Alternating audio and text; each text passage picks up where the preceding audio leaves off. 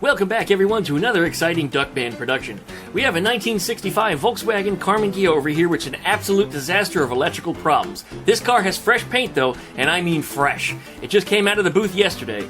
The owner brought it over here with only the engine running and the headlights will come on, but absolutely nothing else electrical is functional at all. Word is getting out, and it seems that I'm quickly becoming the guy for electrical repairs around here, so I guess we got another one for today.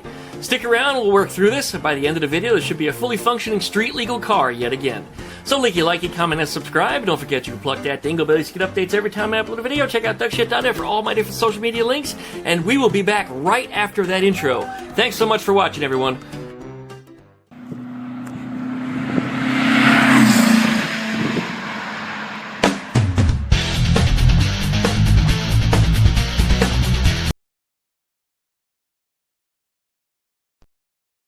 Alright, in here you can see the fuse block.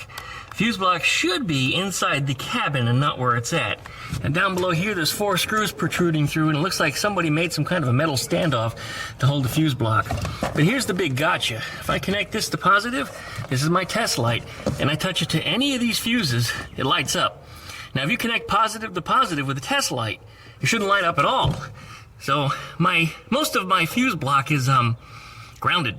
Not supposed to be. There's a stray ground in there somewhere. I don't know what it is. It might even be the standoff that's in there causing the backside of this fuse block to touch the metal body. So I'm going to take out those screws. I'm going to lay the fuse block in the way it belongs, and then we're going to go back to testing this again and see what happens here. But it's definitely not right as it is. All right, up here under the dashboard, you can see these 4 screws. This is where the fuse block is supposed to be. This is that metal bracket that somebody seems to have made. So we're going to remove that. It looks like it's just held in by some flat-headed machine screws, so we'll take it out. Well, there's our hood badge. Over here, I figure we'll disconnect the battery before we start moving things around. Alright, the sun is right on me. I don't know how good of a video it's going to make, but anyway, we got the fuse block laid flat the way it should be. That panel that was in there, a bracket or whatever the hell it was that somebody made, I'm not sure why it's there, except for maybe that they didn't want to see the fuses from inside the cabin. Where is the thing? It's in here somewhere. There it is. I dropped it. This is it. See, it's got a bunch of tape on it, so clearly they were having some kind of a problem with stuff grounding out. See, there's the fresh paint under the dashboard. Anyway, definitely was a problem. I don't know if it's all of our problems, but we're about to plug that battery back in, and we'll see what happens next. Alright, real quickly, first discoveries. You notice we got our headlights on here. We've also got our marker lights on. The marker lights had only come on before if you turn the switch on halfway, which is normal, that's correct. But they would turn off with the headlights. They're supposed to stay on with the headlights. I immediately saw, via looking at the wiring harness diagram and checking out the harness itself, that the little gray wires that are supposed to go to those marking lamps are run directly into the switch. It's supposed to go through the fuse block, so in other words, these were not fuse protected and connected to the wrong pin, so that's fixed. We got at least 2 circuits done. The taillights are coming on, although I was told they weren't, but they appear to be correct and they are functioning. They don't look to be very bright. So maybe there's something going on there. Maybe there's a minor short somewhere, so that's something we got to look at. I don't think those marking lights are as bright as they should be either. They do look a little bit dim. So something might be drawing that power down. So, I don't know. Gotta keep looking. We'll find it. Another new discovery. I got that probe on there where the ignition switch should turn it on and off, right? And here's our ignition switch. So if I turn that on and off, right, it should go on and off. Clearly it's not. So either the switch is shot or it's wired wrong because it's hot all the time, which inevitably is going to kill the battery, of course, and potentially could cause a fire or fry the points in your ignition coil, or distributor, I should say. So we got to fix that one too. More fun! Yay! Alright, I found the wire that's the ignition switch. It's kind of buried up underneath there, but turn that on. Now it goes on and off. That was completely disconnected. It wasn't even connected to anything at all. Which is interesting because if you came in and you hit the starter button, it would crank the car over without the key even in the ignition nor turned on. So it was wrong. It'll be fixed by the time I get done with it. And hopefully this focuses well enough, but that first fuse position is the one that kept blowing out. That was the one where the ignition switch was not connected to whatsoever. But I went and took the fuse out to replace it because I figured things would start working, and one of these suckers fell out. So that's not even in good shape. I'm going to have to fix that too. So even if we had a connection, it wasn't going to make one anyway because it's bad. All right, well, I get that fixed in the fuse block. I think these just slide into somehow inside of there. They don't solder in. It's not broken. It just looks like it came apart. So I'll investigate, get it straight, get it fixed, and get it put back together. Okay, I couldn't get the fuse block to click itself back together, so we soldered it. I'm going to push that back into where it belongs, back on here, and I think it should be good to go. Here's hoping. We'll reassemble everything and then we'll see what happens from here. All right, here's our first fuse position. It sticks out a little bit because I just rebuilt the thing. I don't want to bend it anymore because I don't want to stress it or break it.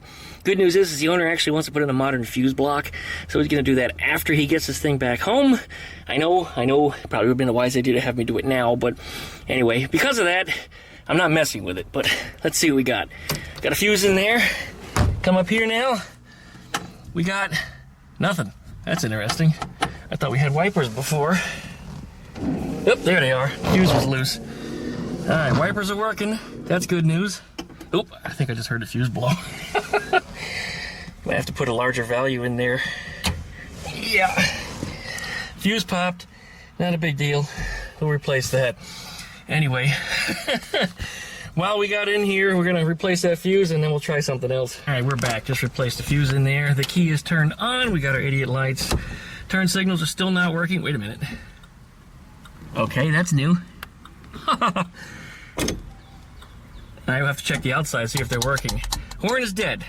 That's interesting. Signals were not working before, but the horn was. You guys didn't see that on video, but yeah, the horn actually was working briefly before it blew the fuse when the clip fell apart. I need to figure out why that is. Let's see. They are flashing. That's weird. I wasn't expecting that. I'll be damned, they're working. One in the back here. Yep. Nothing weird on that side. Let's see. Well, you got that side. Good. And here's our rear one. Fantastic. All right, well, that's definitely progress. I didn't expect that to just start working. All right, just for shits and grins, let's turn on our headlights here, or I should say marker lights, see if they're any brighter than they were before. Yeah, interesting, now they're not on at all. Yep, none of them are working. Okay.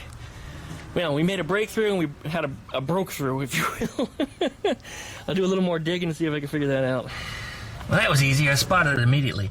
This little wire, somebody cut it short, is way too short to reach from the fuse block to the light switch, and while I was jimmying the fuse block around, it unplugged. So anyway, we're going to make a longer one and get that set up properly. This orange wire came out of this connector, so this is probably the radio pilot light. So that way the radio lights up when you turn your headlights on. I do see there's a blue light here. I don't know what that's to. It goes into the stereo harness. So we're not going to mess with it. It's probably radio related. And then there's this wire here, which goes to the back of the tachometer that says plus. That's probably the positive to make the tachometer function. I think the blue wire, which looks like it goes through the harness to the back of the car, is probably for the distributor connection. And then I see a minus here that has nothing on it. That's probably your ground for the tack. I do see it got the lights in it, which in theory should be working. We'll see what happens when it gets a little darker out here. We'll try it again. But yep, for sure, we're gonna have to make that new wire, or at least fix this in such a way that it's not gonna fall apart. So this, all right, see what we can do. Wire is now fixed.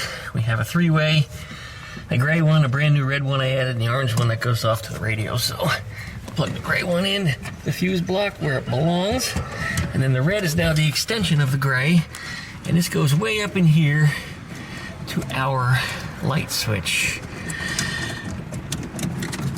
This one's hard to reach. Looks like I had the light switch on. I saw a little spark as I touched it. Okay, so we should have marker lights then. And we do, look at that. Working again. Working again, fantastic. There we go. All set. Yeah, it makes me happy. Let's see, we still have turn signals. Yep. Yep. And horn? Nope, still no horn. All right, let's figure out the horn. And we got to figure out the brake lights too, which may or may not even be working. I have to check those because some of that stuff comes off the same circuit we just fixed, or at least off the same spot on the fuse block. Anyway, it's not the same circuit. It's got its own fuse. At least I think it does. I got to check the wiring harness again because guess what? The Duckman doesn't remember. All right, here we go. Way the hell up in there is our ignition switch and the starter button. And the starter button was wired in such a way that you can crank the car over all the damn time because they had the wires crisscrossed over here.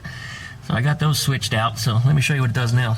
Alright, now when you're in here, if you push the start button, it does nothing.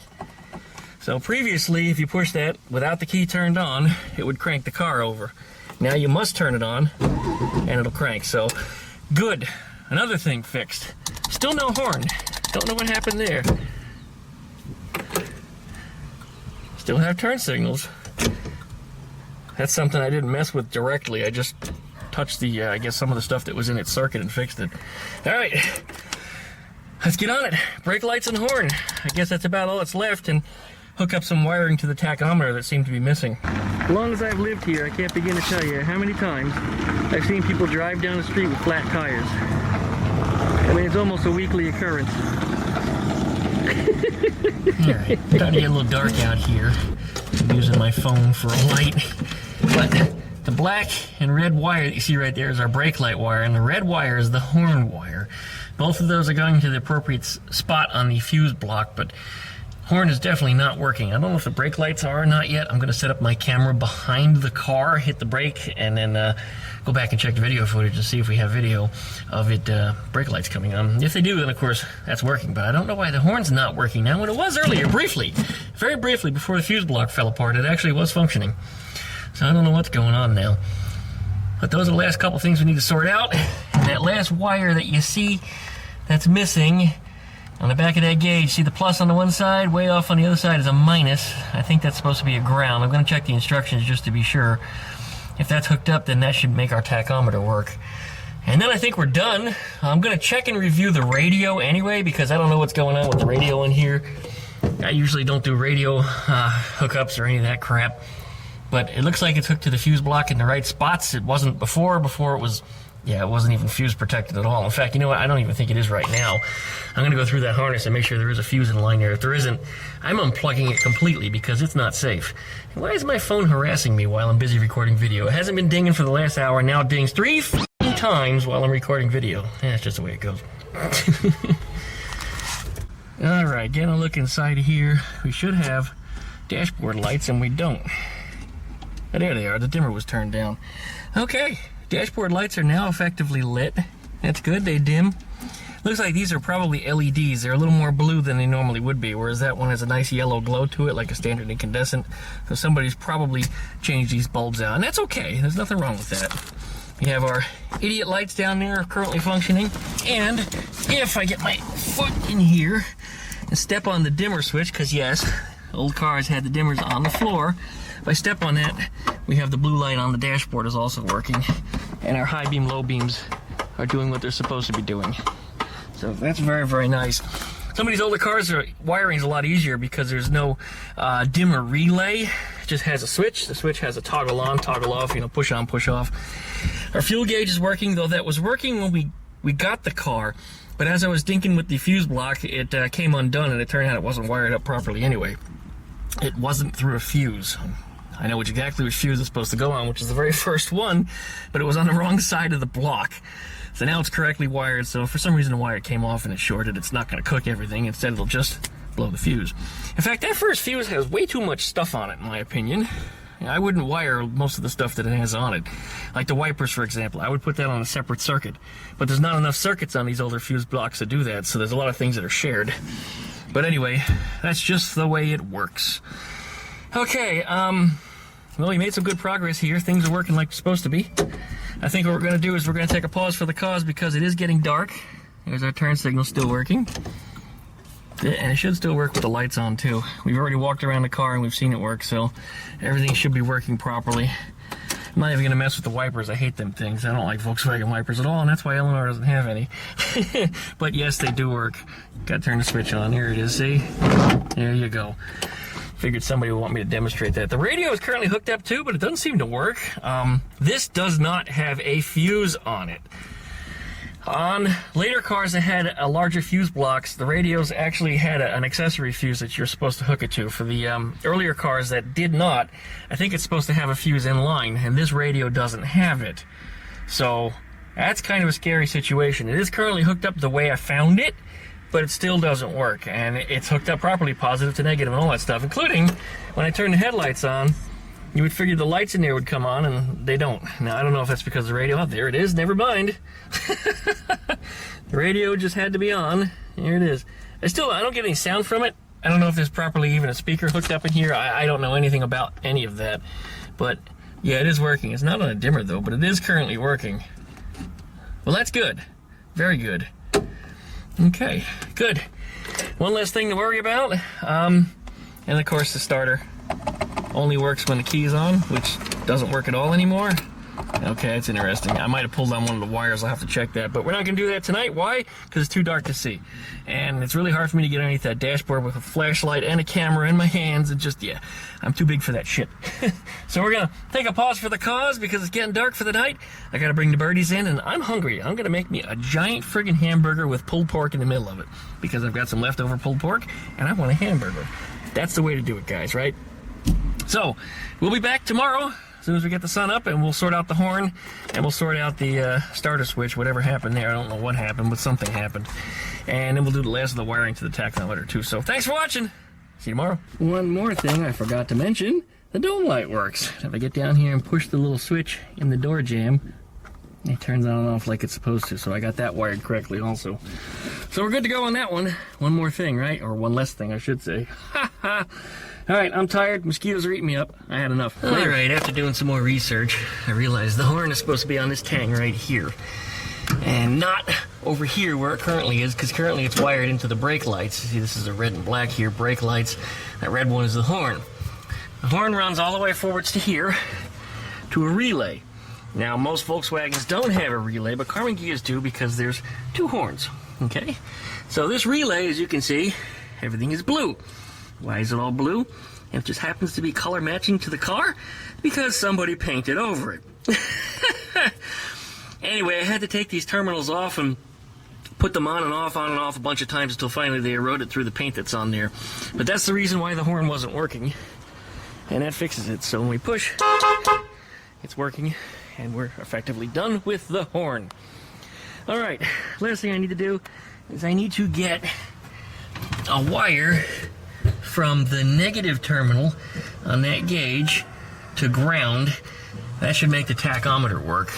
Just for shits and grins, I'm going to fire the car up. I'm going to fire the car up just for a second and see if it's actually working, because I didn't notice if it was or it wasn't. So I figured it'd just be a good idea to check. So that means I got to reconnect my distributor wire because we took it off before we started the video, so we didn't fry the points, because sometimes I have to leave the key in the on position here while I'm hunting and pegging through these wires. Anyway, let me go ahead and get set up to start this car and see what we got. All right, back under here in the engine compartment, you can see that new red wire that I put in. This is the wire that's supposed to go to the shutoff plunger and to the coil. This was missing before, which was a wonder how this thing was even running. I'll bet this plunger is probably cut off, because when these fail, sometimes people cut the little plunger off on the inside, and it's warm enough that the choke is probably not being activated, because you can see how it just shuts itself back off. So it's probably warm enough that it didn't even need to be there. But anyway, colder weather, it probably would have been an issue, and now issue's been solved. So we're good to go in the engine compartment. Good. Coming up here, however, to tachometer, we've got it all wired up as per the instructions I found on the internet.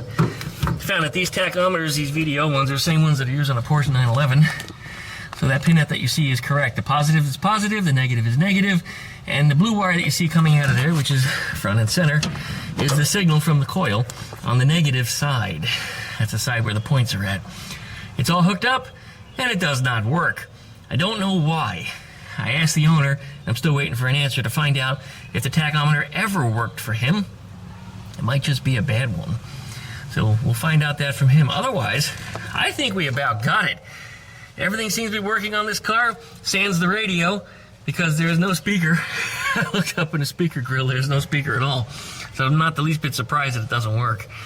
I think that about wraps it up. So what we need to do is clean up under the hood here, pick up all the stuff that's laying around, including my tools, put all the original carpeting and stuff back in, and we can take the sucker for a test drive. Yeah. I haven't been in a Karmann Ghia in a while, and this one's a little easier for me to get in and out of than some of the ones that I've owned in the past. I think the seats are mounted a little bit lower.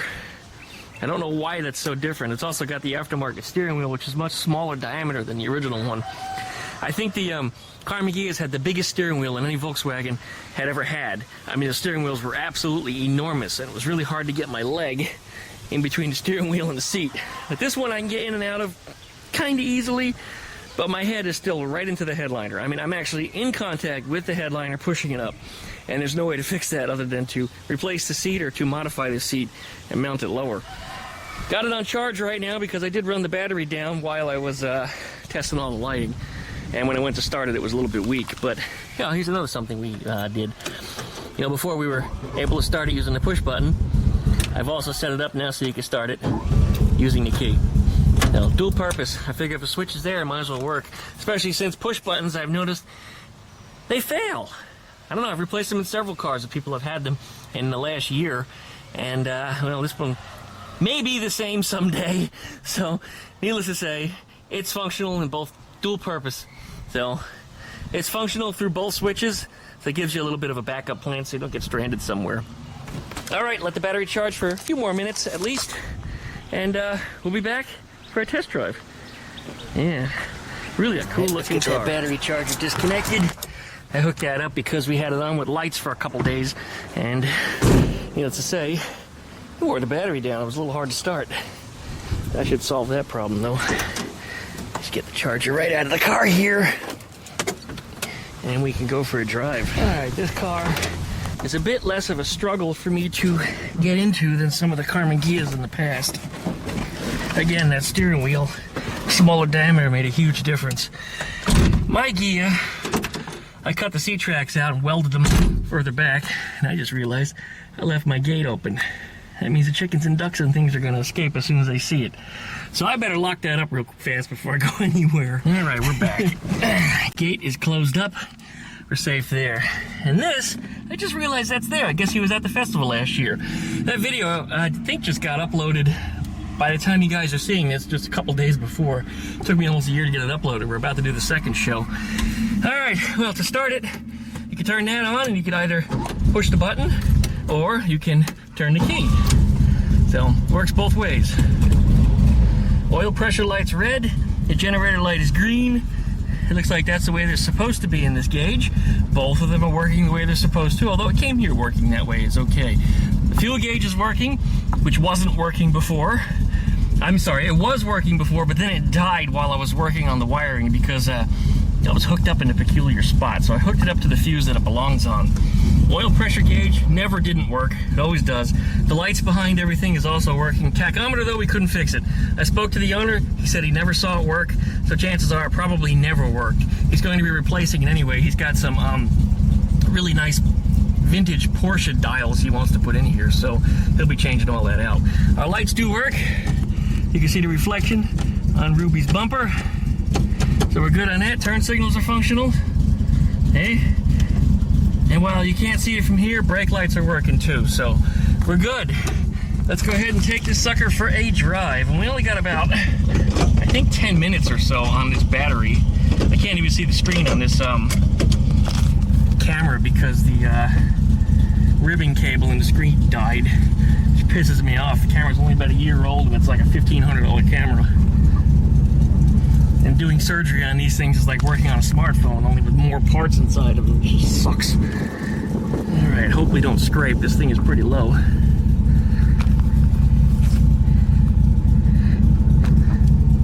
Nope, no scrapey. Don't scrape the front. Good. This is only a little 40 horse in it. But it goes. Clutch feels different than mine. might also be because I'm so damn close to the pedals. The owner of this car is about a foot shorter than I am. Engine's still warming up, it seems.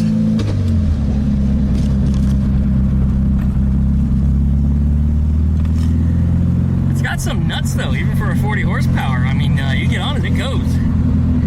No, it doesn't jerk around, it moves. I realize I have to hold this camera up higher because from where I sit in it, if I sit here, you don't really see much of anything. Hold it further up and back. The camera's kind of on my shoulder right now. And yes, my head is against the headliner. So there's no room for me in this car. Oh, that was the back seat falling down.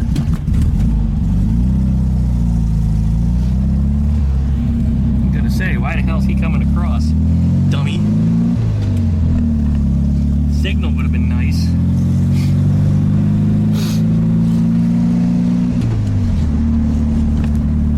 Nice smooth engine, doesn't have a misfire, a burble, or any of that garbage, it just goes. I don't even hear the valve, so the valve train must be adjusted properly.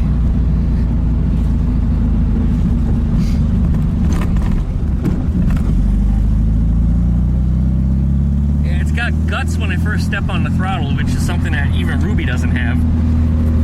Ruby, there's a moment. It's like, best way to describe it is she's trying to produce a vacuum to advance a distributor, and I think that's exactly what it is. It's one of those things that I've adjusted on there. I put one of those, it's a, what the hell is it called? It's not a check valve, it's like a check valve, but it allows full flow in one direction and like 95% flow in the other, so it's not completely off like a check valve, which made it tremendously better. This rut here, this is one you don't want to go too fast over. A low car will bottom out bad. But this car, yeah, she goes. And it sounds nice. It's not loud, it's got a little bit of throaty sound. Even in third gear right now, it just pulls. We're doing 30. I think 30, third gear. Whop. And I'm way before you're supposed to be shifting. Here the little thing says shift to second at about 32 miles an hour, and clearly I'm way too high of a gear, but it just goes. This is a really nice driver. I mean, it shows itself very, very well from the outside. It's something that is certainly trophy worthy in our region here.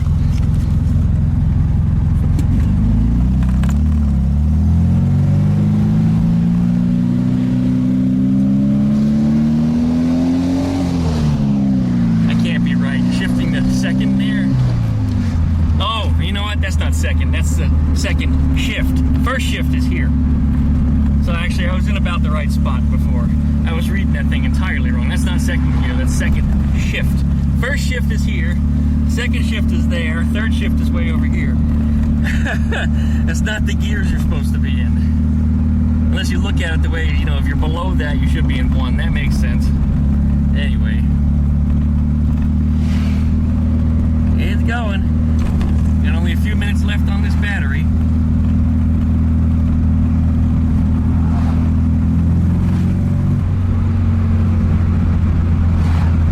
I don't think there's very much on this car I would change. Not much at all.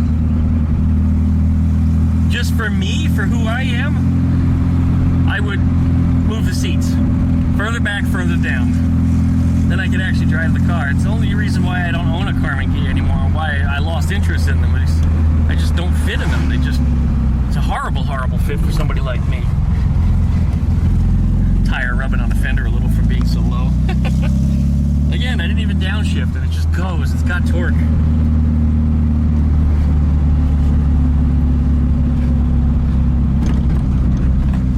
Suspension on this is nice and stiff too. I like a stiff, sporty suspension, and this has it. I don't know what's propping it up. I don't know how it's set. I mean, it has been lowered and lowered a lot. But the fact is that when you go over the bumps, it doesn't jostle you all over the place, but at the same time, it also doesn't bottom out. So it's a good Volkswagens back here not too long ago. Might go around and start knocking on some doors and see if anybody wants to let anything go. Although I'm not in acquisition mode right now, I'm trying to get rid of some stuff.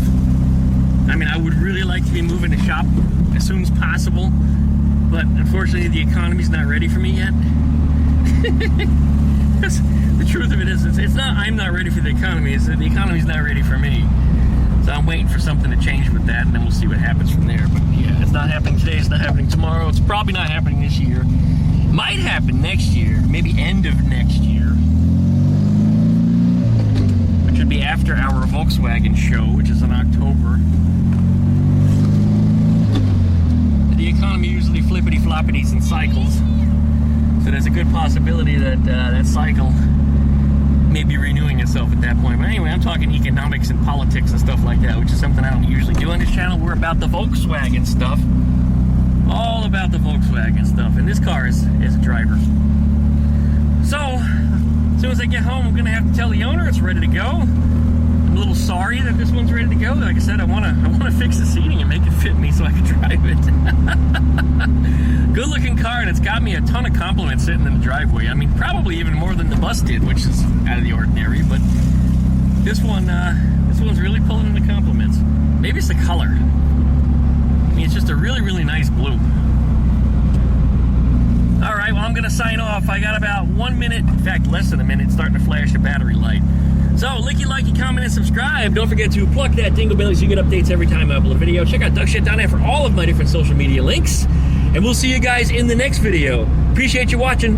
Thanks as always. See you next time.